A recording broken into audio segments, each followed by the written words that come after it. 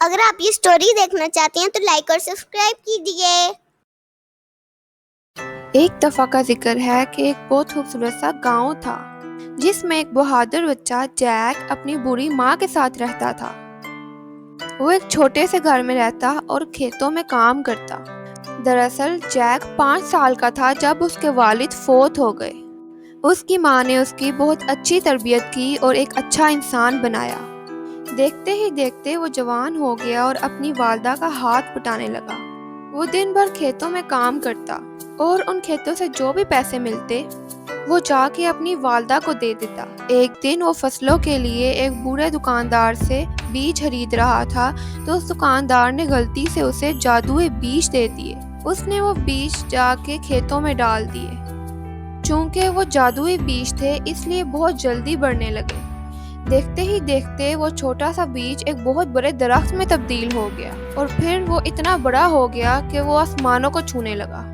جب یہ خبر پورے شہر میں پھیلتے پھیلتے بادشاہ تک پہنچی تو بادشاہ نے اعلان کیا کہ جو بھی اس خطرناک اور ڈراؤنے درخت پر چڑھ کر واپس آئے گا اسے میں بہت سا سونا دوں گا اور ساتھ ہی ساتھ اس کی شادی اپنی خوبصورت بیٹی سے بھی کروں گا۔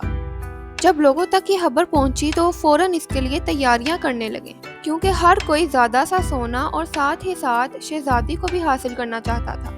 بہت سے لوگ اس جادوئی درخت پر چڑھنے لگے۔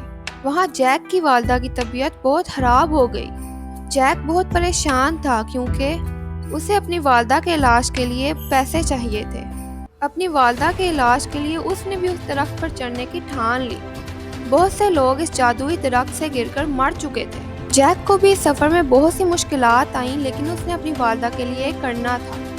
وہ اس جادوئی اور خطرناک درخت پر چڑھتا رہا۔ جب وہ اوپر پہنچا تو اسے ایک بڑا راکشس نما آدمی بیٹھا ہوا نظر آیا۔ وہ اس سے چھپ کر بھاگا اور ایک گھر میں داخل ہو گیا۔ وہاں اسے بہت سا کچا گوشت پڑا ہوا نظر آیا۔ وہاں ایک اور راکشس نے اسے اندر جاتے ہوئے دیکھ لیا اور وہ اس گھر کی طرف بڑھنے لگا۔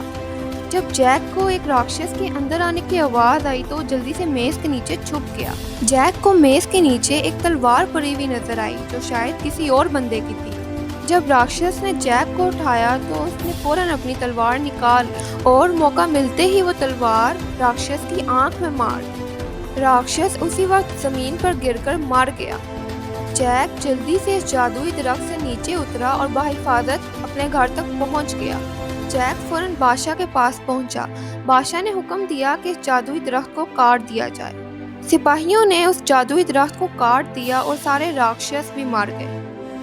اس کے بعد بادشاہ نے اپنے وعدے کے مطابق جیک کو بہت سا سونا دیا۔